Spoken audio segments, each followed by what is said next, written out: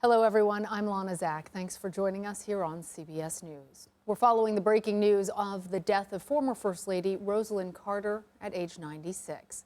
Mrs. Carter reshaped the East Wing role as a trusted advisor to her husband, President Jimmy Carter, and as an outspoken champion for mental health and women's rights. Even after leaving the White House, her service continued as a co-founder of the Carter Center and a humble humanitarian on the world stage. CBS Evening News anchor and managing editor Nora O'Donnell looks back at the life of Rosalynn Carter. Jimmy and Rosalynn Carter had a partnership that was extraordinary for a president and first lady. The Carters' bond was deep, both in private and in politics. Could Jimmy Carter have been elected president without Rosalynn Carter? Well, I don't like to think he could. She spoke her mind to her husband, and he valued her advice. She sat in on cabinet meetings, a first, and took the heat for it. It doesn't matter what I do. It doesn't matter what he does. We're going to be criticized. You just have to have confidence. Born in Plains, Georgia on August 18, 1927, the oldest of 4 children, she started dating Jimmy Carter when she was 18. The first time I had a date with him, I came home and Mother said, "You know, I like Jimmy. He has the nicest smile." They married a year later. Jimmy was in the Navy, which allowed them to see the world. But his father died in 1953, so with their 3 sons, they returned to Plains to run the family peanut business. In 1970, Jimmy was elected governor of Georgia. Rosalynn campaigned by his side and on her own. That continued on the 1976 presidential campaign trail, where their 4th child, Amy, often joined them. As First Lady, she continued to be a sounding board for her husband. I look forward to consulting closely with him on a regular basis. She also traveled as his emissary, especially to Latin America.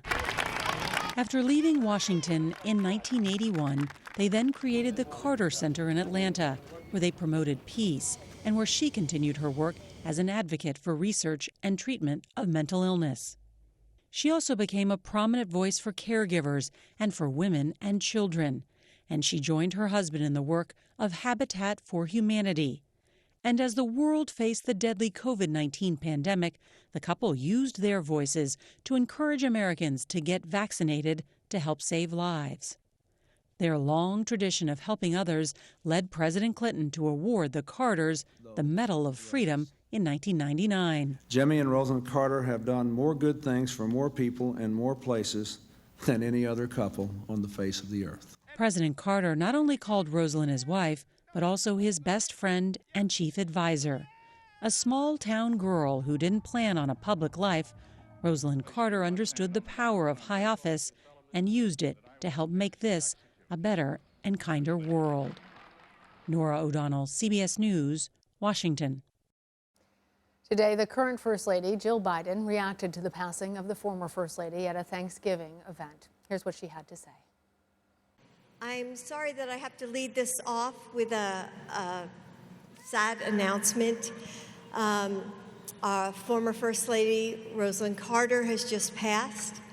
And she was well known for her efforts on mental health and caregiving and women's rights. So I hope that during the holidays, you'll consider saying include the Carter family in your prayers. Joining us now is Ernie Suggs. He is a senior race and culture reporter for the Atlanta Journal-Constitution. He's also been covering the Carters for a decade. Ernie, just yesterday, actually, you published an article about the impact that Rosalynn Carter had on our nation's mental health system. Tell us about that and why this issue was one that she cared so much about at a time when people didn't really talk about mental health. Yeah, mental health was her issue. That was the thing that made her a little bit. When President Carter was running for governor of Georgia in the early 1970s, she would go out on the campaign trail and she would meet families and meet people who were suffering through mental health issues. And she was meeting families that needed caregiving. So this became like kind of her cause de célèbre, so to speak, that she wanted to talk about this and she wanted to get this out there in the public. And it was ironic, and it was kind of ironic and beautiful at the same time that she announced in May that she had dementia, because this is something that she has been fighting for advocacy for a long time. So I think that she felt it was important to get that out there and to let people know that anyone can suffer from this, that everybody can suffer from this, and that she was dealing with it herself. And I think that made her all the more braver in what she wanted to do and what she was doing. She was a passionate advocate for multiple issues. Mental health is one at the forefront, but also the unhoused population in America, their work with Habitat for Humanity, the Carter Center, work for peace, and then also for caregivers and for women especially. Talk to us about the legacy that she leaves behind more broadly and what really propelled her. Well, the thing that I find interesting about Mrs. Carter as well as President Carter is that their 4 years in the White House is almost a blip on their resume, on their personal narrative, because they've done so much before and they've done so much after. You know, the Carter Center, they started the Carter Center as soon as he left the White House, and that Carter Center has gone on to, do things in Africa in terms of eradicating diseases, with Habitat for Humanity and building homes. And they moved, they didn't live, they left the White House and they moved back into the home that they built in 1961. They've lived in that home, aside from the time they were in the governor's mansion and the White House, ever since. She died in that home. So Plains, Georgia was their home, and taking care of people was their mission and their goal. And that's what they did. That's what they want to be remembered for. Yeah, he was the president and she was the first lady.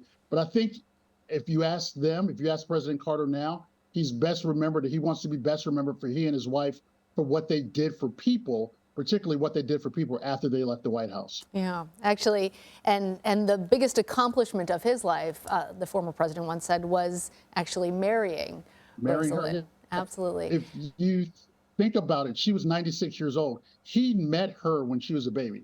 So he knew her whole life. Can you imagine knowing someone for almost a century? And they've been married for 77 years.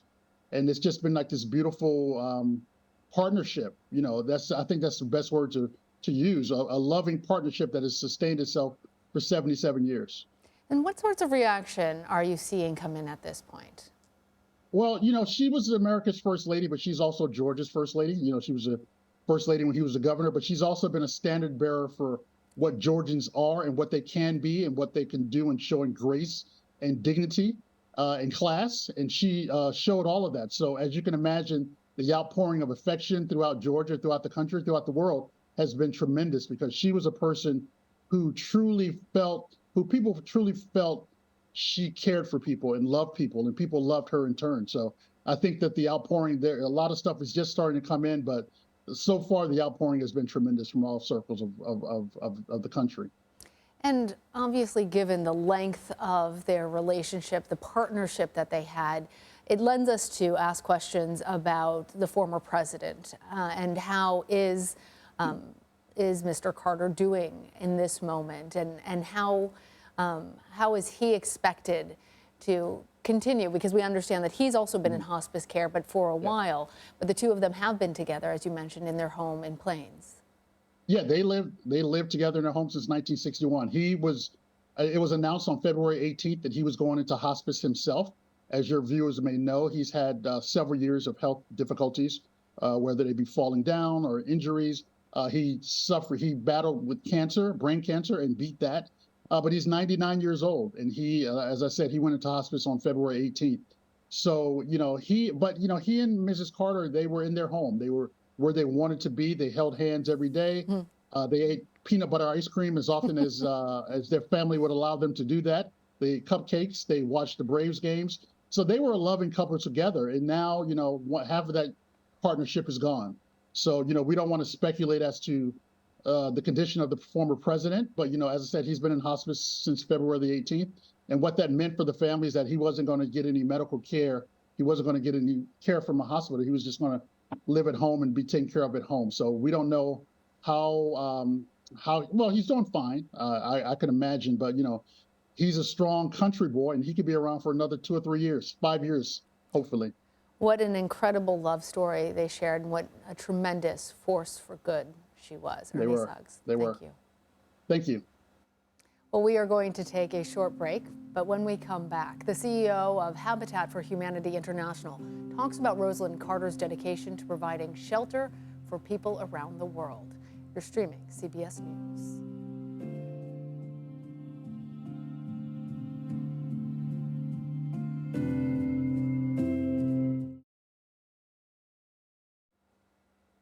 The Carter Center says the former First Lady died peacefully with her family by her side. Tributes are now pouring in, including from political leaders. Senate Majority Leader Chuck Schumer writes, America has lost a passionate humanitarian and champion for people all over the world. And Senator John Ossoff from the Carter's home state of Georgia says Rosalynn's lifetime of work and her dedication for public service changed the lives of many. I join all Georgians and Americans in mourning her loss. We're going to take you to Washington now. CBS News' congressional correspondent Nicole Killian joins us on the phone. Nicole, the former First Lady leaves quite a legacy of work behind. How is Washington reacting? Well, this is obviously very sad news to digest, and so we continue to see an outpouring of reaction and, mourning for the former First Lady. Everyone from current First Lady Jill Biden, who praised Rosalynn Carter's work, for instance, on mental health, women's rights, and other issues, to many in Congress, like Majority Leader Chuck Schumer, who praised her work, as well as former House Speaker Nancy Pelosi, who called particularly her work around mental health transformative. We have also heard, for instance, from Georgia Senator John Ossoff, who also noted that she has changed many lives over the years through her work in mental health and in other areas. So obviously everyone is still digesting this news, but many hold Mrs. Carter in high regard, and certainly her husband as well, and are expressing their condolences at this time.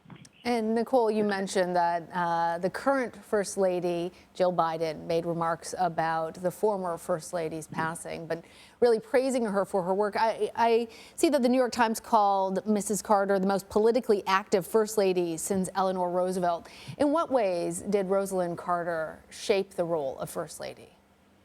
Well, for instance, she was one of the first presidential spouses to set up an office in the East Wing and hire a staff. And, she kind of came to work every day. She often was very engaged, both with respect to foreign and domestic affairs. Also, this is an area where she did utilize her expertise and her passion around the issues of mental health to make a difference. For instance, she served on a presidential commission and was involved in helping to pass legislation around mental health. So she was very active and engaged, and kind of set that example and blazed those trails for future First Ladies to also take on a more substantive issues. And in what ways did Rosalynn Carter then not only reshape the role of First Lady, but also work to reshape, in a time of transition for the country, the role of women in positions of power, in positions of service?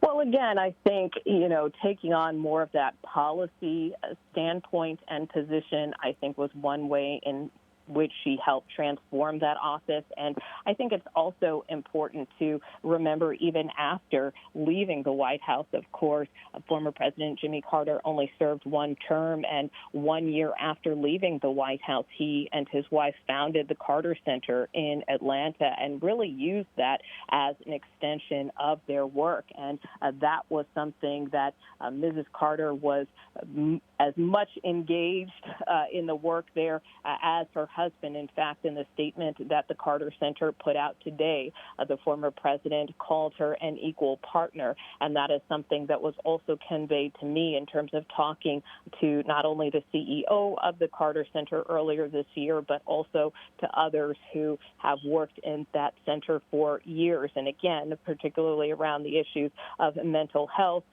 She created a symposium that was held regularly at the Carter Center. I mean, this was back in the mid-'80s when people really weren't talking about mental health in the way that they talk about it now. Of course, there are now, she established a task force. She was very involved in setting up, for instance, fellowships for mental health journalism, which is a program that still exists today. So all of that not only was work that began even preceding her time in the White House, that she continued in the White House, but also after the White House as well, because it was an issue she was so passionate about. All right, Nicole Killian, thank you. You bet. Well, when the Carters left the White House in 1981, their servant leadership continued. In March 1984, the former president and first lady volunteered with a lesser-known organization near their home called Habitat for Humanity, solidifying a partnership that spanned decades. Jonathanreckford joins us now. He's the international CEO of Habitat for Humanity. Jonathan, thanks for being here on this day. You actually knew Rosalynn Carter. Tell us more about who she was. Well, Mrs. Carter was a hero to me and to so many others. And one of the great privileges of my life was every week from when I joined Habitat in 2005 up until 2019, getting to spend a week with Mrs. Carter and President Carter building somewhere in the world. And she's the only person who participated in every one of those Carter work projects. And I thought very fittingly in 2008, when we built in the Gulf Coast to help bring attention to the rebuilding, we changed it from the Jimmy Carter work project, which it had been since 1984, to the Jimmy and Rosalynn Carter work project, which appropriately recognized the partnership. And Mrs. Carter was just such a remarkable combination of strength and compassion. The Carters and Habitat for Humanity are really synonymous in so many ways. What kind of difference did their work make for your organization? Well, Habitat for Humanity was founded in 1976. Most people think President Carter actually started and runs it, which is not true. But there's no question when he and Mrs. Carter rode up on a bus with volunteers from South Georgia to spend a week sleeping in a church basement and rehabbing a tenement building on the Lower East Side of Manhattan. That's when the world found out about Habitat, and that started this extraordinary 35-year partnership. And in many ways, they put Habitat on the map.